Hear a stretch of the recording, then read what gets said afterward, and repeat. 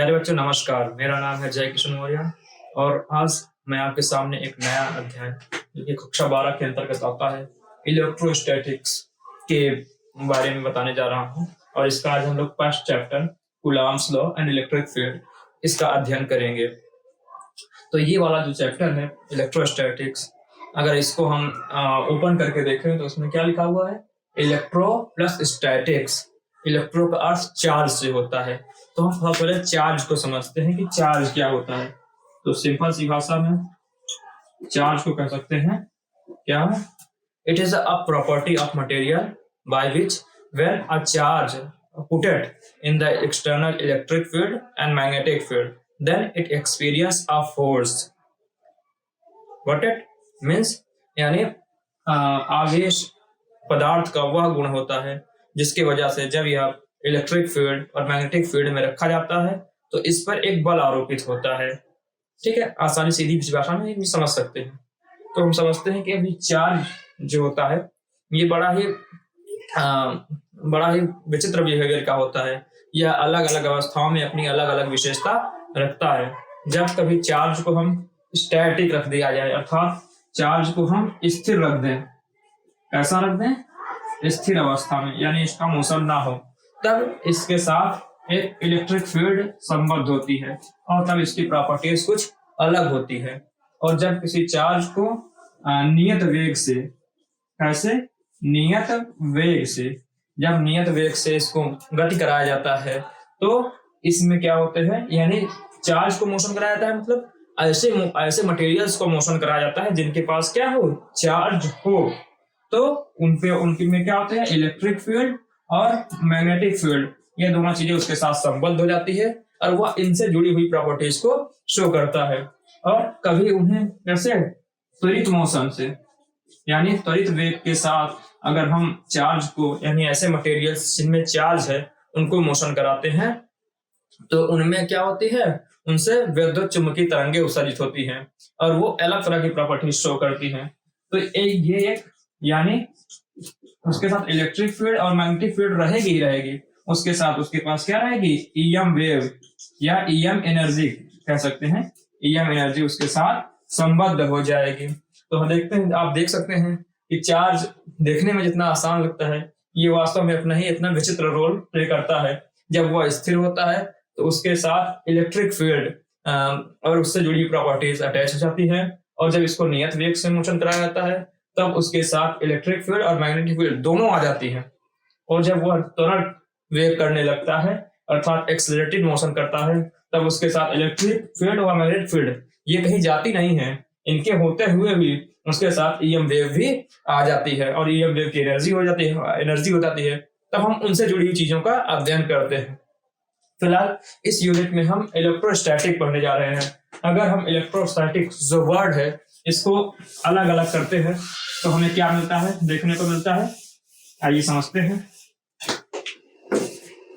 हाँ, ये यूनिट आपकी जैसा कि मैंने पहले ही बताया है, चार्ज के अराउंड मोशन करती है यानी चलती है।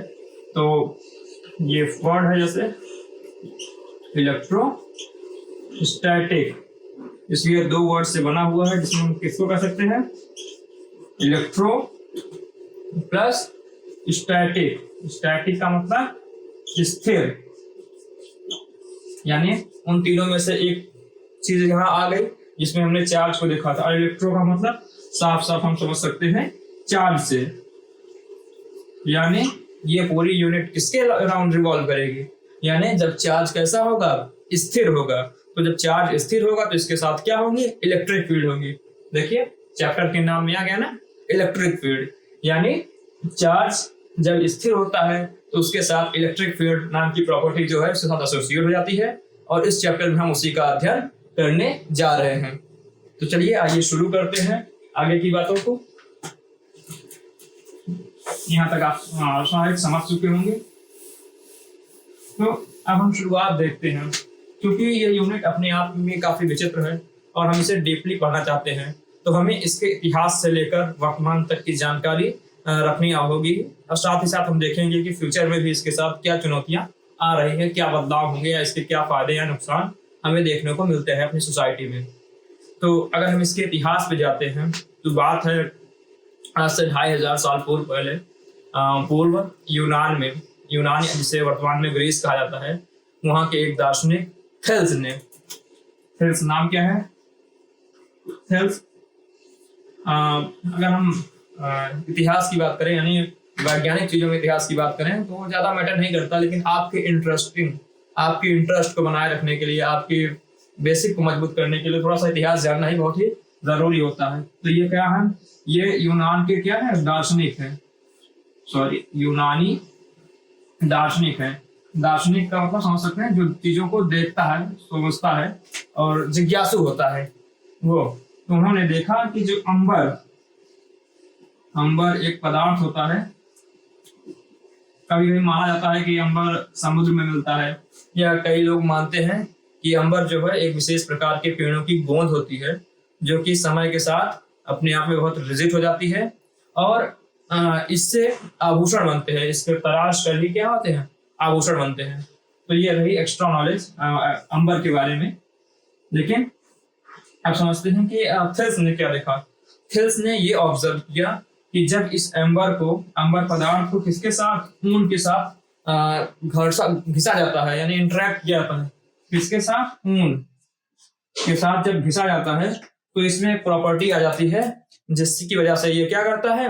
कागज के छोटे छोटे टुकड़े या कई अन्य पदार्थों को अपनी ओर आकर्षण करने का गुण पाया जाता है। तो ये चीज जो है थेल्स ने नोट की, ऑब्जर्व की और इसको लिख के चले गए। पर 2500 साल तक इस बात पर किसी ने ध्यान नहीं दिया, या किसी ने इसकी जड़ खोदने की नहीं सोची। पर देखते हैं, पर होता है ना कि सच्चाई कब तक छुपाई जा सकती है। तो आगे चलकर सन 1600 में, एक मिनट बताएंगे आपको, जरा सा ये भी करना जरूरी है। हाँ, तो आगे चलकर सन 1600 में जो इंग्लैंड के दार्शनिक हैं, इंग्लैंड के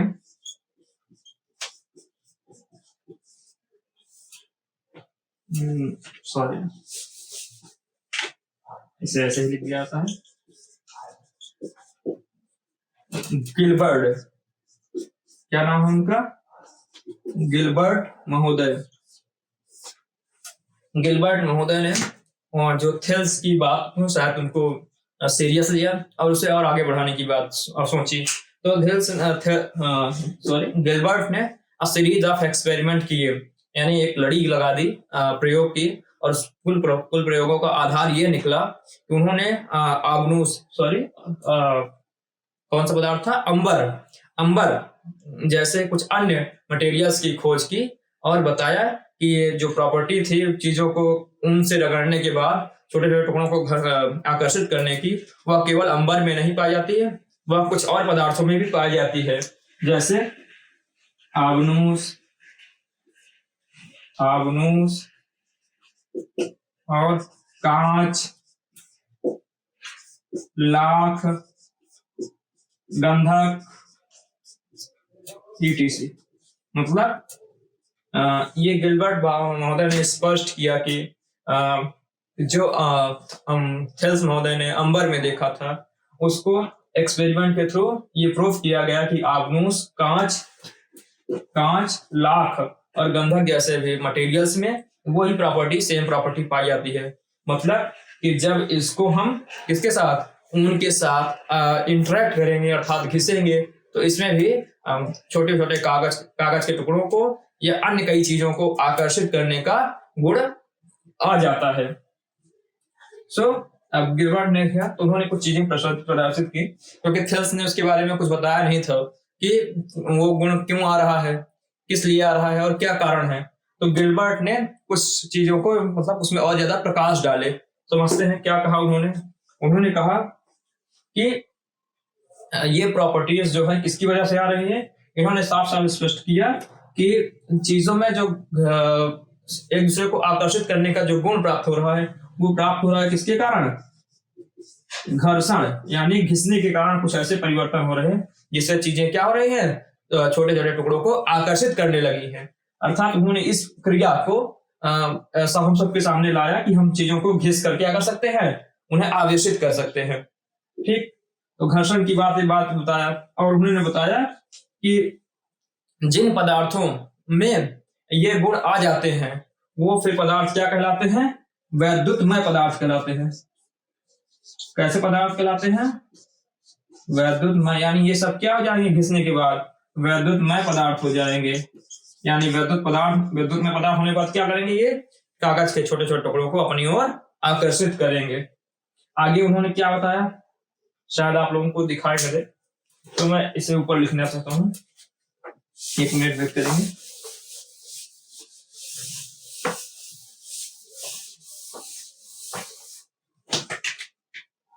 तो गिलबर्ट जी ने देखा था कि अंबर के जैसे ही क्या क्या देखा था कि अंबर के जैसे ही कुछ और पदार्थ होते हैं, जैसे लाख, गंधक, कांच, अवनुस इत्यादि मटेरियल्स में भी अंबर जैसे ही गुण पाए जाते हैं। अर्थात जब उन्हें घिसा जाएगा और कागज के टुकड़ों के पास लाया जाएगा तो वो क्या करेंगे? उसको आकर्षित करेंगे। सॉरी, ठीक, तो आप समझते हैं आगे उन्होंने गिलबर्ट ने बताया, यानी लाइट हो गया चाहिए।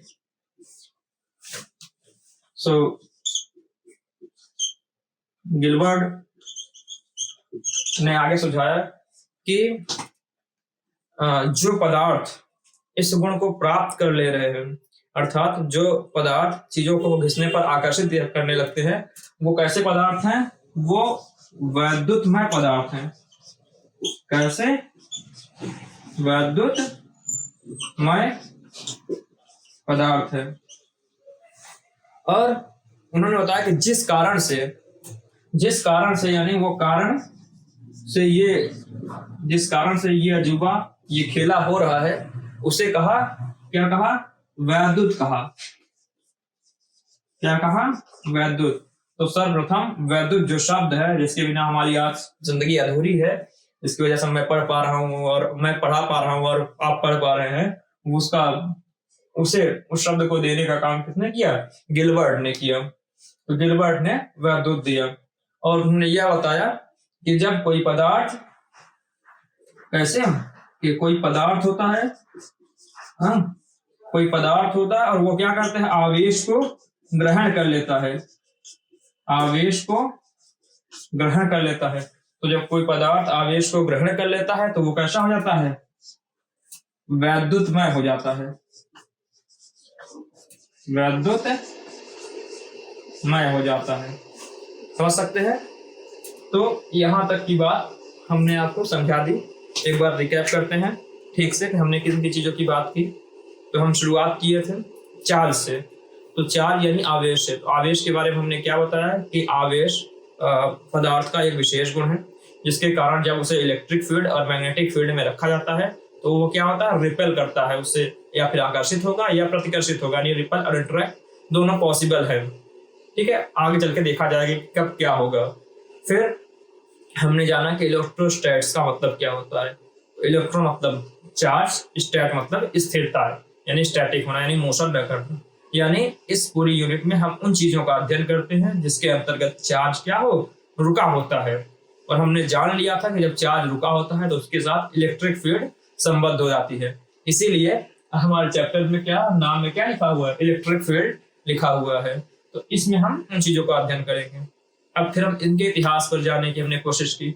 इतिहास में जाकर हमने देखा कि आज से 2500 साल पूर्व जो हमारे दार्शनिक थेल्स महोदय हैं, उन्होंने सर्वप्रथम अंबर नामक पौधे में, अंबर क्या होता है? ये पेड़ों की गोंद होती है जो सूखकर बहुत ही टाइट हो जाती है। वर्तमान समय में इसका आभूषण बनाने में उपयोग किया जाता है। और अंबर का एक और प्रयोग है, क्योंकि अंबर पेड़ों की गोंद से बनता था और वर्तमान में ये लुप्त हो चुका है। और अंबर जब निकलता था तो इसके बीच में उस समय पाए जाने वाले कीड़ों के जीवाश्म या पूरे कीड़ों की बॉडी ही क्या होती थी? उस अंबर में फंस जाती थी। बहुत इंटरेस्टिंग बात है, फंस जाती थी। और वर्तमान समय में आज जब अंबर कहीं जब खानों में मिलते हैं तो सेम टू सेम कई हजार साल पहले जो जीवाश्म जानवर पाए जाते हैं उनकी बॉडी हमें मिल जाती है, जो हमारे रिसर्च में बहुत ही खासकर भूमिका निभाती है। जिससे हमारे लिए आसानी होती है उस समय के वातावरण को समझने में। तो रिसर्च पर्पज से भी अंबर बहुत इंपॉर्टेंट है। यानी फिलहाल ये सोचते हैं कि अंबर को क्या करते हैं, जब हम घिसते हैं तो घिसने से क्या होता है, उसमें एक विशेष तरह की प्रॉपर्टी आ जाती है जिसके कारण वो क्या करता है, चीजों को आकर्षण करने लगता है।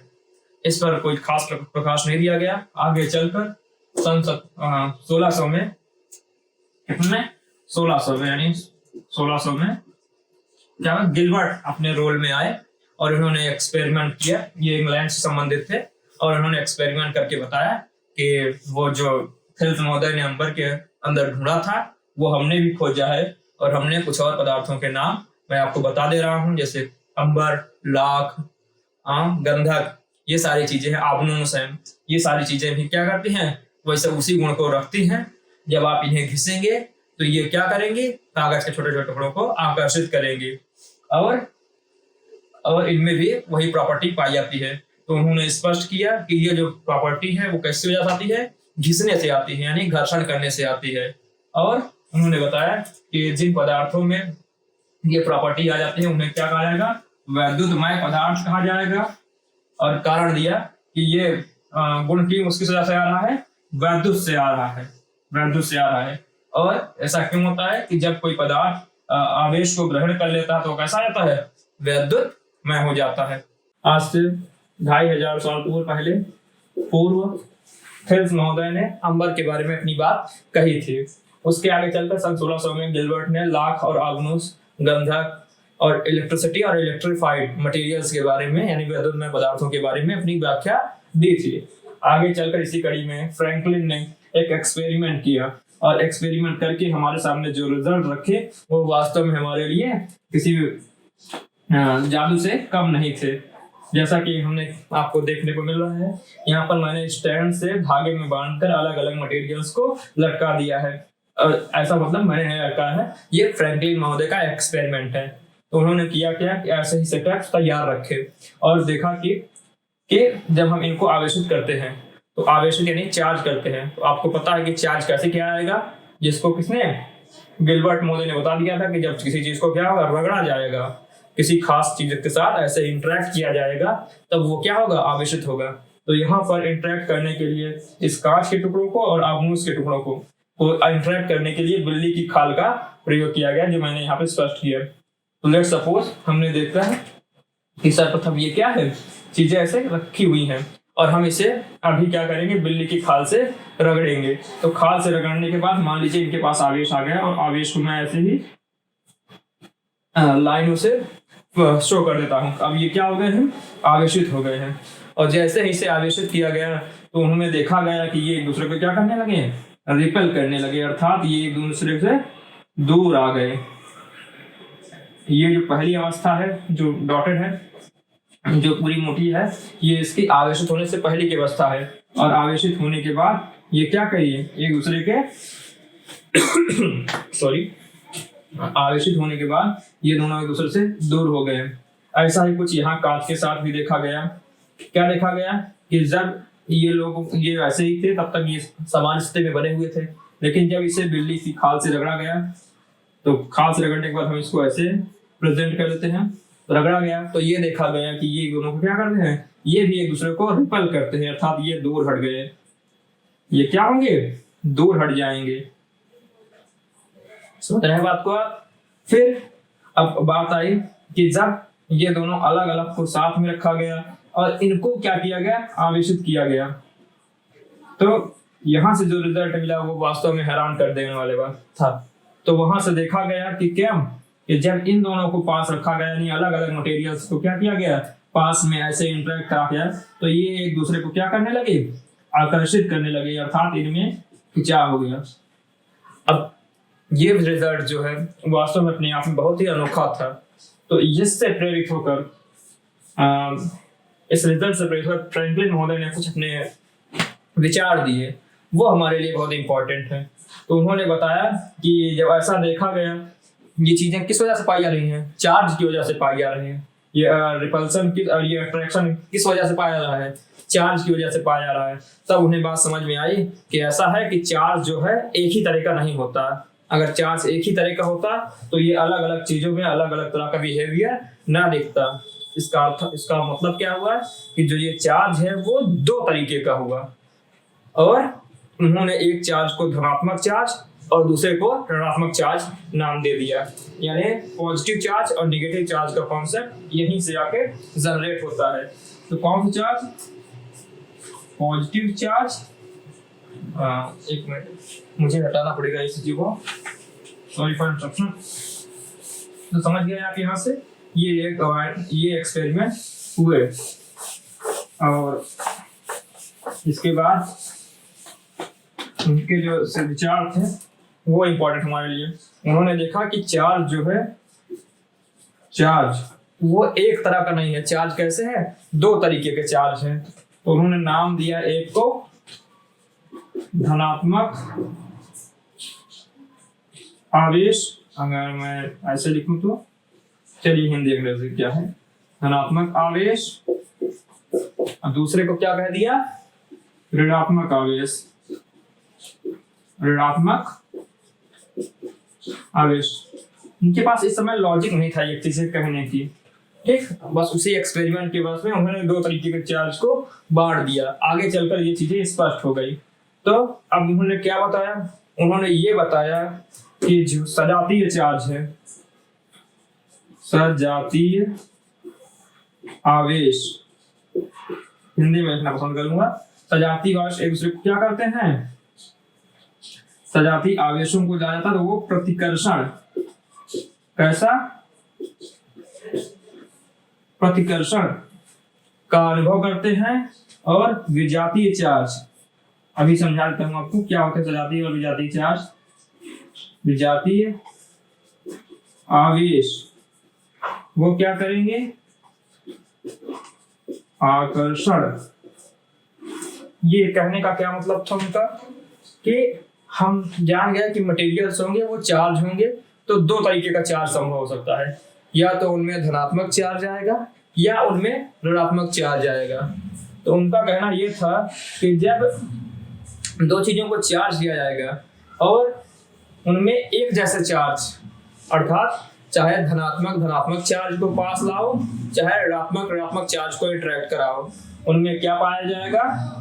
प्रतिकर्षण पाया जाएगा।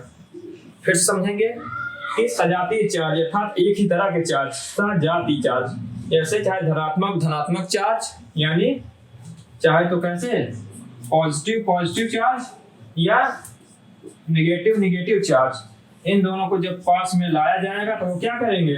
प्रतिकर्षण अनुभव करेंगे।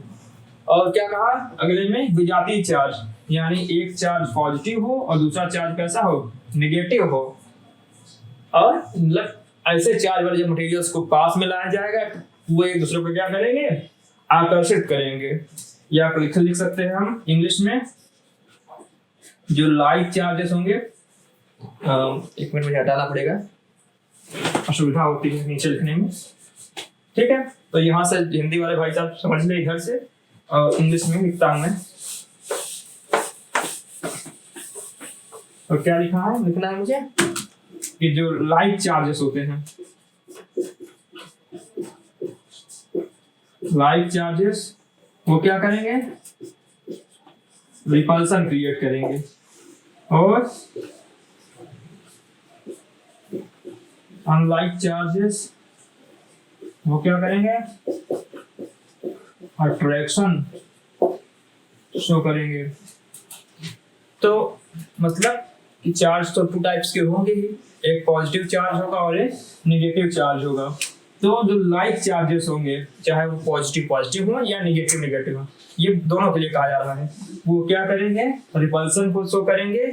और अनलाइक चार्जेस यानी एक पॉजिटिव चार्ज और एक नेगेटिव चार्ज अट्रैक्शन को शो करेंगे। तो ये बात जो है सन 1750 में फ्रैंकलिन महोदय ने दुनिया के सामने रखी। तो इससे जो है चार्ज का नेचर समझ में आया कि चार्ज दो तरीके का होता है, एक पॉजिटिव चार्ज होता है और नेगेटिव चार्ज होता है। तो इससे एक बेसिस तैयार हो गया हमारा इस विषय को पढ़ने के लिए। तो आगे हम और भी चीजें पढ़ेंगे इस चैप्टर से लिए। अभी के लिए धन्यवाद।